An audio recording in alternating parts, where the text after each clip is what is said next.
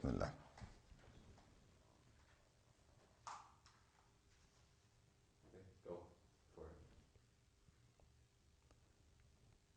Alhamdulillahi Rabbil Alameen, wassalatu wassalam ala Rasulihil Kareem, wa ala alihi wa ashabihi, wa man istanna bi sunnatihi ila yawmiddin.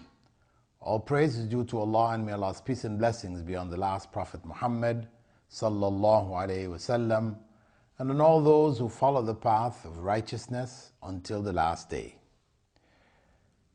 It is with great pleasure that I am taking this opportunity to share with all of you here today. Young people, for the most part, who are concerned about changing society, making society a better place, using Islam as the guide. The talk this day that I'm going to share with you is on education and the contemporary Muslim world, and the role which you as young people play in this process.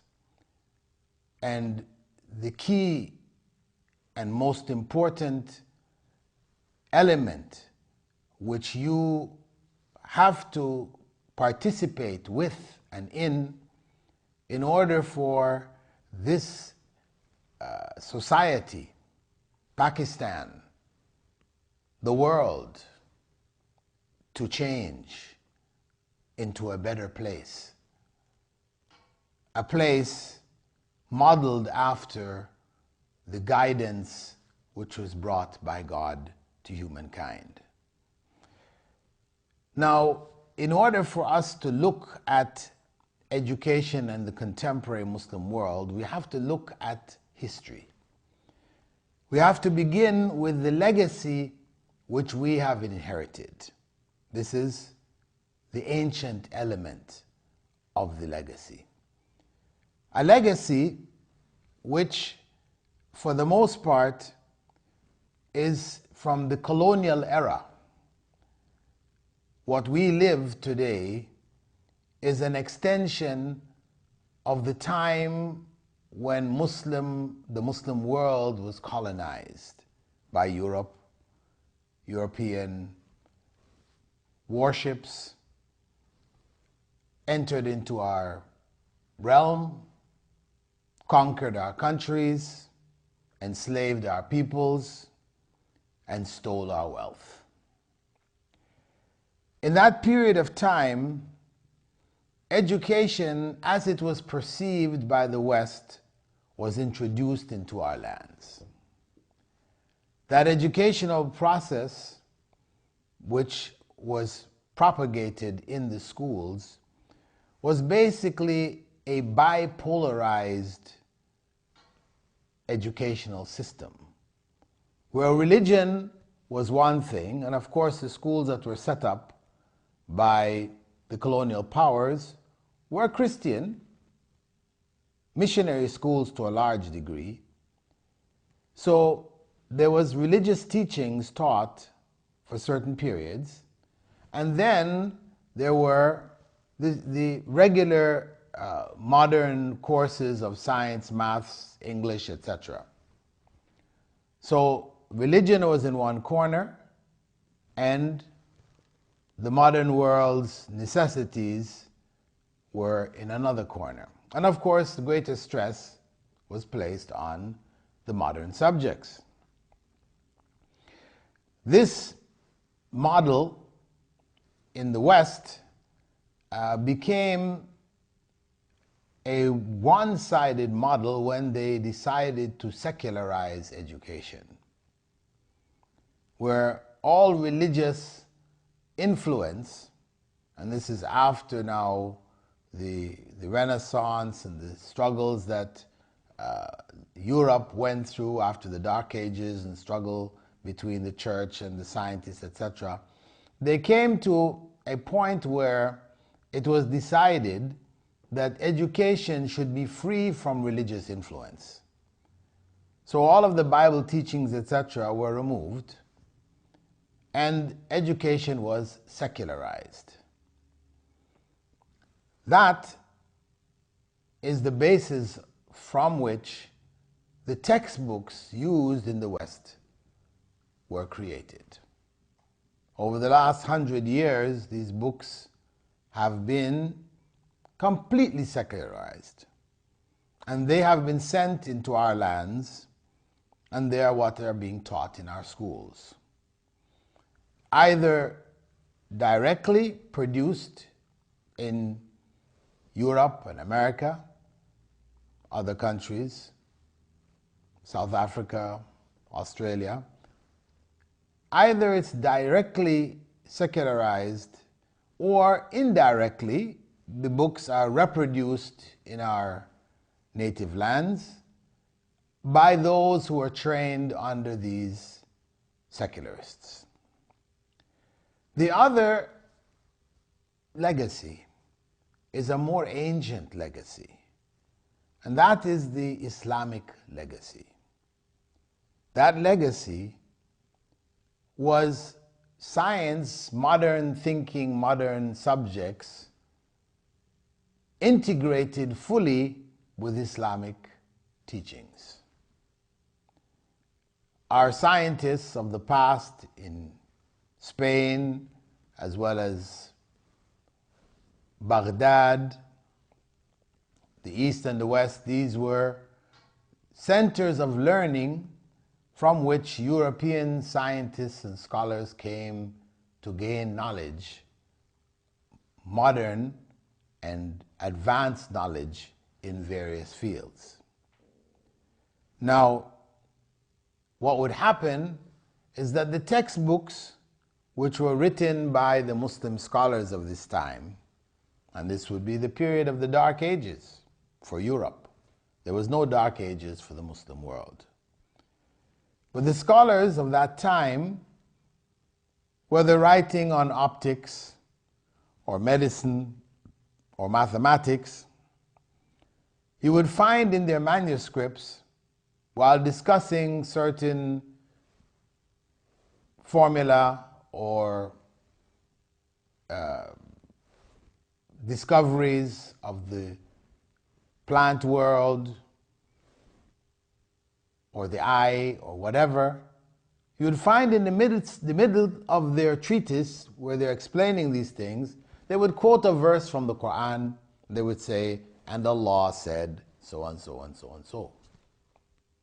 A verse which addressed some element or aspect of what they were discussing.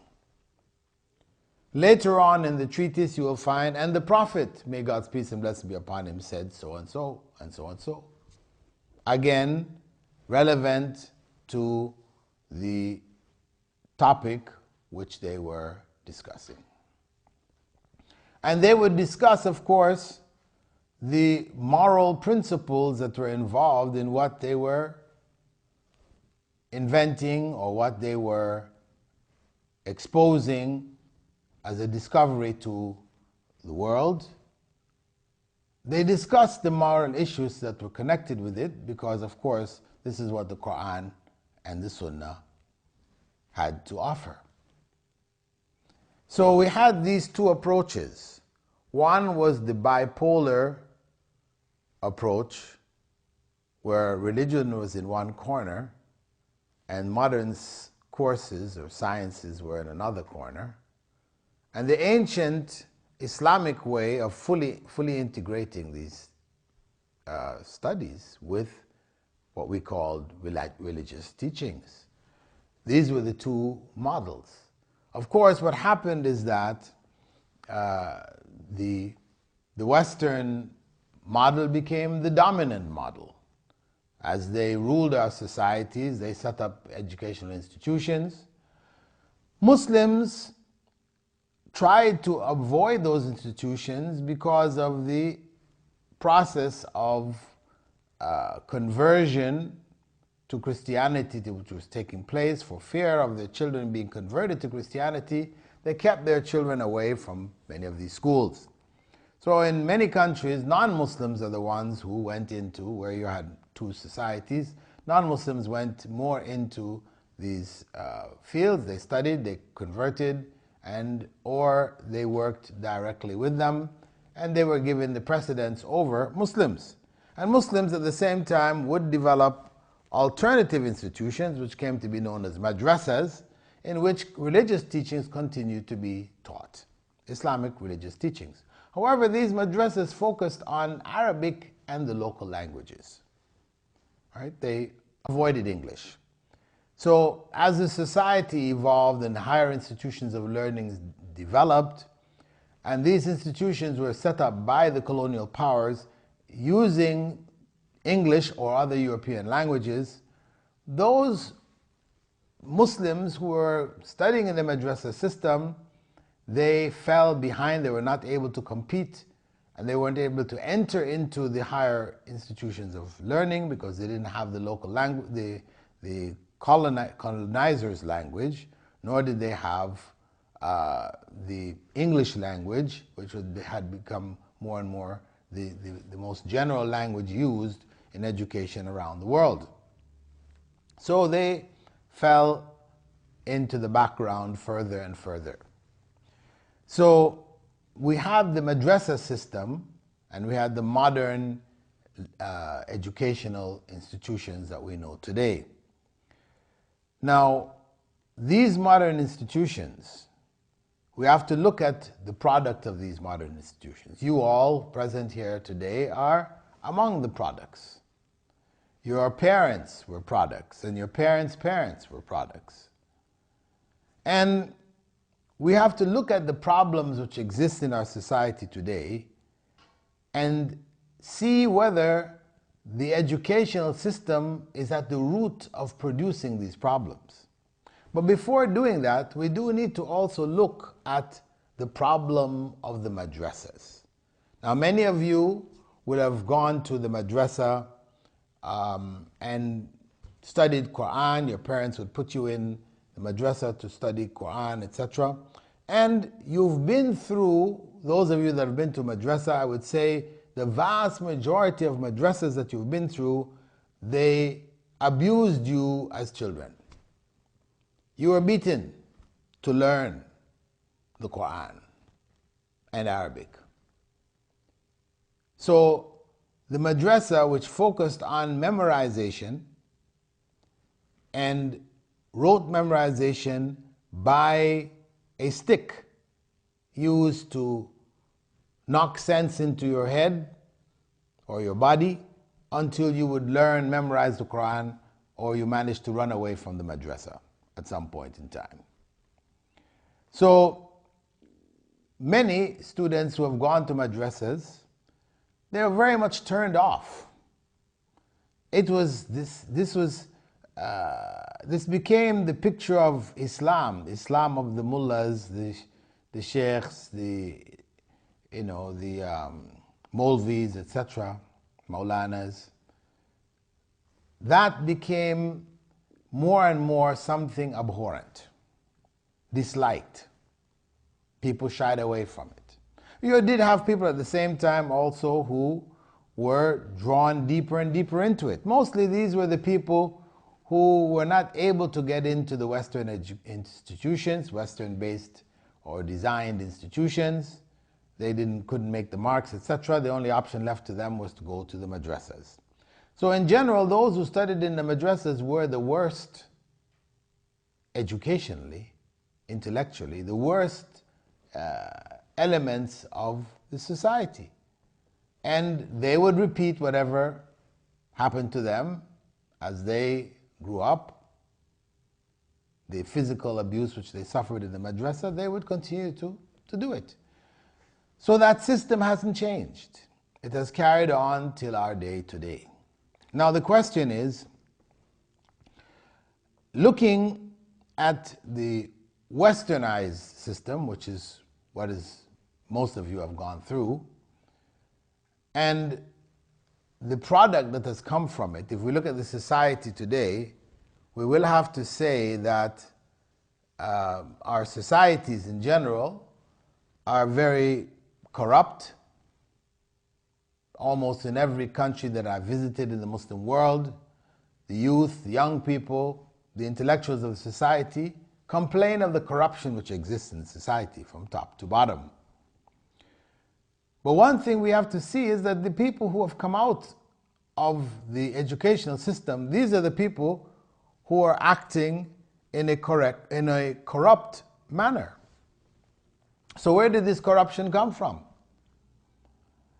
For the most part, it came from that secularized educational system, where morality had been taken out of the classroom. It had been removed from the textbooks, was no longer spoken of in the classes. Morality was sidelined. It was connected to religion. Now, the result is what we have seen. Of course, in the West, things might appear to be free from corruption. Their level of corruption is far less. However, it is just really that it has been covered up. So those who are engaged in corruption are not obvious. You know, the customs official, when you land in an airport, is not going to be asking you for a bribe, threatening you, or making it clear that your product, what you're bringing in, will not get in unless you pay some money, you know. So they're quite open with it. The policeman may ask you, you know, for help. In some countries that I've been to, they say, well, you know, we didn't have breakfast today, you know. We need some breakfast money. They call it all kinds of things. But quite openly, it's not hidden at all. Whereas in the West, it's hidden. It's not openly visible. But the corruption exists likewise. Because once you have taken morality out of the classroom, the consequence is going to be corruption. You have people with no moral compass, nothing to keep them on a straight and clear and honest path, except for fear of punishment. So policemen are brought into the picture. The policeman in the West, he's got to be, you know, at least 6 foot tall. He should be a big monster, basically. You know, people fear him when they see him coming. The way he's dressed with his weaponry and everything else. So you're afraid of the policeman, you toe the line. But if you visited New York back in the 70s, late 70s, when the electrical grid went down in New York City for about 3 days, and they showed on the television what was happening. No electricity at night. People were just smashing the windows of stores and climbing in and taking the stuff out. I mean, they were shooting them on television. But for 3 days, nights mainly, the whole city was under siege. Of course, different people from different segments of society focused on different stores. You know, the lower segments, they were focusing on the supermarkets. They were just trying to get food and get their basics. The people from the more middle class and upper middle class, they were coming in and breaking open. People were driving up with Mercedes Benzes, you know, but they were coming out and hitting the first stores, getting, you know, the jewelry stores. They were going for they had different goals. But the place, after 3 days, 3 nights, looked like Germany after World War II. And this was in a circumstance where, because of course the police, basically, they backed off. You can't operate in darkness. They would, you know, the people would kill them. So the people were free to do whatever they wanted to do. And that is the clear evidence that there's no real morality there. There's only fear of the police. The police are not there, then they are going to do whatever they desire. So when we look into our societies today, and we see the corruption that exists from top to bottom, it is a product of this system. And what has happened is that over the last, we could say, 25 years, 30 years, there has been an uprising, an awakening in the Muslim world. As Muslims have become more and more conscious, whether it's through the various political Islamic type movements, which many of you are a part of, the Jamiat-e-Islami, for example, or the Ikhwan in Egypt, and other movements which developed in different parts, political Islamic movements which developed in different parts of the Muslim world. Also in the middle of it all, there were also movements which came to be known as the Wahhabi movements, the Salafi movements, etc., towards understanding Islam as it was originally understood. All of these forces led to an awakening, an overall awakening in the Ummah from one end to the other. As a result, many thousands of schools sprung up. People were aware that this educational system had something to do with the state that we were in. The corruption which existed in society was a product of this. And it was a secular system. So people felt we need to bring Islam back into the system. We need to make Islamic schools. So we set up schools now where the heads of the schools, the owners of the schools, the people in the schools were Muslims with some different levels of consciousness. And school courses and programs were taught by teachers with some Islamic consciousness. And we felt, okay, we've established Islamic schools. However, the content of what was being taught in these schools in the 80s, the 90s, 20s, till today, the content of the schools, the books which are used, are the same books which are used in the westernized, secular schools. They're the same books produced in America and Canada, the UK, exported to our countries and taught in our schools. And these school books are still secularized. So even though we have put an Islamic coating, the reality is that what we're teaching is still the same. So then it is not surprising that even till today, as the Islamic awakening has taken place, the educational foundation for the awakening has not been established. This is the reality that we're faced with. And one of the experiments which I did to show educators from one end of the Muslim world to the other, from Guyana in South America to Mindanao, southern Philippines, and all the way in between, across Africa, Asia, Malaysia, Indonesia, etc. I went to school after school, Muslim school after Muslim school. I went to their graduating classes, grade 11 and grade 12. And I also went to universities that were supposed to be Islamically guided universities. I visited in Pakistan, Malaysia, etc. And I would ask the students, as a test to show the educators that there was a massive failure which had taken place. I would ask the students, who among you is able to raise his hand or her hand and say, Wallahi, I have never cheated on any test or examination in my school life? And invariably, nobody would raise their hands.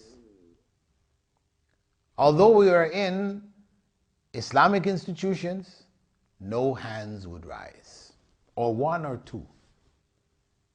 No matter what field, whether it was in medicine, engineering when I went to the universities, or in the high schools, grade 12 or grade 11, whether they were on the arts courses or the science courses, all the same. So I would say to these students, I would say to them, well, then what is the main problem of the country, in your view? Everybody would say it's corruption.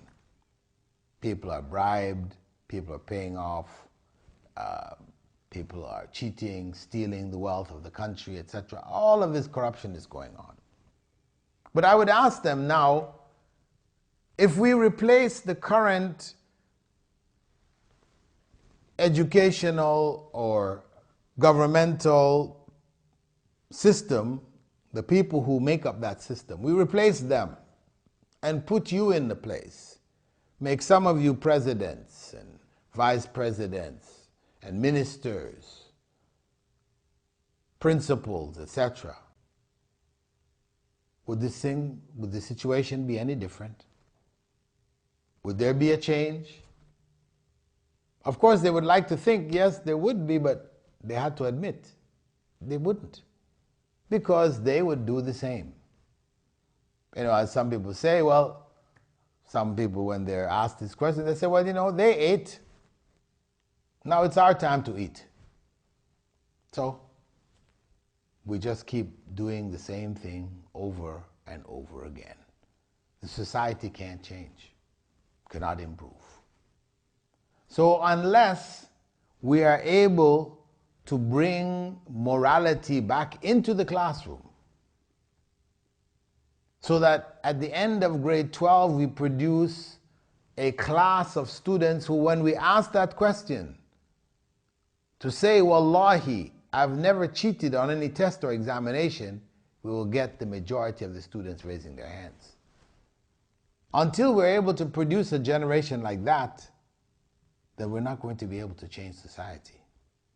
We might talk all we want about the politics of the circumstance of the country, that politically we want to set up our party and make our party take over, you know, but our party are made up of who? Of students who cheated their way through school, who didn't fear Allah enough to be honest. So then once they take over, can we expect from them justice and fairness? Or will they do the same thing that the others did? Now it's in the name of Islam. This is the problem that we're faced with. This is the huge challenge that we're faced with. So what I did in these schools that I visited, when I asked the students, as I would ask you all today, do you want to change? Do you want the society to change? Because Allah has told us, إِنَّ اللَّهَ لَا يُغَيِّرُ مَا بِقَوْمٍ حَتَّى يُغَيِّرُ مَا بِأَنفُسِهِمْ. Allah will not change the condition of a people until they change what is within themselves. Until they give up their corrupt ways and decide to go along the straight and correct path. Until they do that, then the circumstance, the society will really not change. So though in the West, the technology is there, they're putting people on the moon, they've put aircrafts on the surface of Mars, and they're doing all kinds of things, space station in space, and making life very luxurious, very comfortable. But the core values are not there.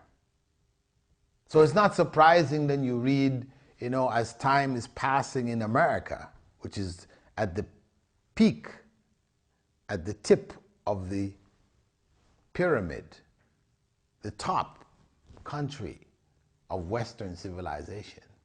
We read more and more cases where children are coming into school because they're upset about one thing or another, they're bringing their father's gun collection or their own private gun collections and coming in and shooting their classmates and shooting their teachers and shooting the principals. More and more cases of this are happening in the most advanced country in the world. Why is that? You read about, mass murderers on scales which are inconceivable. Why? The reality is that once you remove the principles of morality from teaching, people are not raised with a sense of right and wrong. It's about whatever is right for me. As they say, a one man's meat is another man's poison. It's good for me, and that's why I'm going for it. So it's all about me, myself. I don't care about the society. So the morality is a personal, whatever benefits me is good. Whatever harms me is bad. That kind of morality breeds corruption and evil on a greater and greater scale as technology allows us to spread it further and further. So how do we change this? How do we turn it around? This is where you as youths have a major role to play. The role is not so much in the political process. The role is mostly in the educational process. We have to stop this and to change this circumstance. We have to bring morality back into the classroom. We have to reform the madrasas, where so many of our compatriots are being abused on a massive scale, a shameful scale globally. We have to correct this. Those who teach in the Quranic schools should be among the best of us. They should be trained in education. They should learn how to teach. How can they be teachers when they haven't even learned how to teach? They should be able to teach without using the stick as the only means of correcting behavior and directing pupils. The madrasas should again become places of learning where young people who study there enjoy it. They love it. They graduate from it being thankful, for the most part. This is what we have to do. We have to change this circumstance which exists in the madrasas. Bring the madrasas into the mainstream of education, where all the principles that are required for an educator to practice in the secular fields, the modern fields, those same requirements for a teacher should be there in the madrasas. We shouldn't make any distinction between the two. And then when it comes now to the main schools themselves, then you as students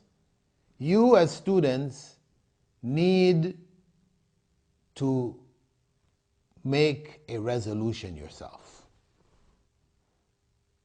All of you need to mentally raise your hands with me now and say, Wallahi, I will never cheat on any examination or print or test from this way or this day onwards. We need to make that resolution, to make a change individually in ourselves. Even if those people around us don't, we need to make that change. And if we are able to make that change, then we have the makings, the chance for changing the society. That we may raise a generation that would have that commitment to be honest. This is the core value of Islam. Prophet Muhammad ﷺ was known as Al-Amin, the trustworthy, the honest. That's what he was known for, his honesty and trustworthiness. So even his enemies used to leave their things with him. knowing that He would look after them. Islam spread all into Indonesia and Philippines, Malaysia, that whole place by traders who, because of Islam, changed their mode of trading to an honest one, because Islamic principles makes business and trade honest. It focuses on honesty. So if we are to change the future to produce an uncorruptible batch of students who would know what is morally right and what is morally wrong, who could not be undermined and made to serve the interests of few, to the detriment, harming the majority in the society. If we are to move forward, then we have to produce this. We have to produce students who have this frame of mind. On one hand, morality has been introduced into the classroom, so from preschool, kindergarten, all the way up, every class, moral principles are being taught. They're part of whatever lesson is being taught. So in the end, we produce students who have that sense of morality. And at the same time, we don't have that separation of what is religious and what is worldly. We have the two fully integrated, so that whatever class is taught in science or maths, geography or physics, whatever, the students are exposed to the contributions of Muslims of the past. As they know Einstein and Newton, these names ring a bell in the mind of every graduating student. But if you mention to them instead Al-Hasan ibn al-Haytham or Al-Khawarizmi or any of the great scholars of the past who contributed to the knowledge which is being used today, these names have no meaning to them. Students should be connected. They should be aware of Muslim contributions in all of the fields in which they're studying. And when these core classes are being taught, verses from the Quran and Hadiths should be mentioned. I'm not saying to turn classes into Islamic studies classes, but for sure, no matter what subject you're teaching, there will be a Quranic verse or a Hadith which has relevance to that class. So to find those revealed areas of knowledge and introduce them back into the classroom. Bring religion back where it belongs. Religion is not a part of our life dedicated to Ramadan, Fridays, Hajj. It is 24/7. It's supposed to govern all aspects of our lives. We always say Islam is a way of life. It's not just a religion. It's not just customs, traditions, and rites and rituals. It's a way of life. You have to live it. So how do we live it? We live it when it is a part of our daily life. All aspects of our lives are governed by it.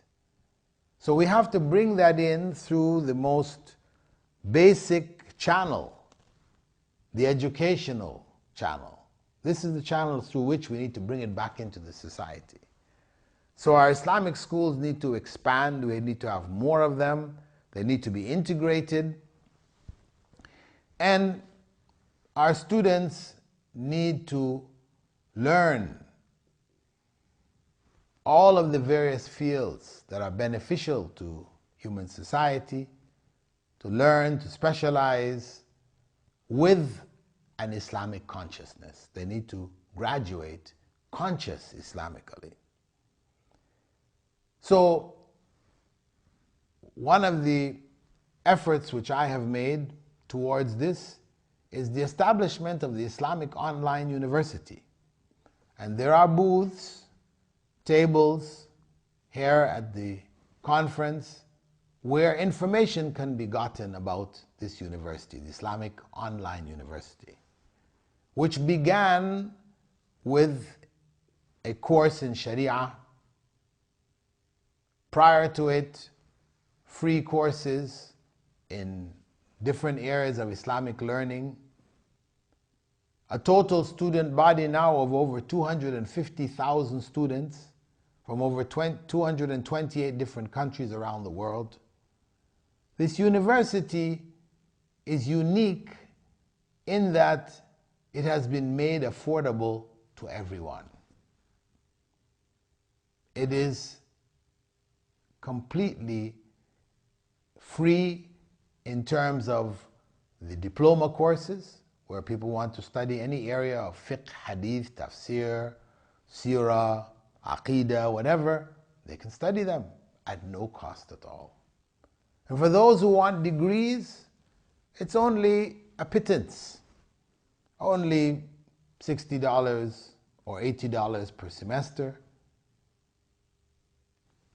A degree for some $480. Nothing, but it is an accredited university. It is accredited in different countries, among them Somalia, in the Gambia, in Africa. We're working on the accreditation also here in Pakistan,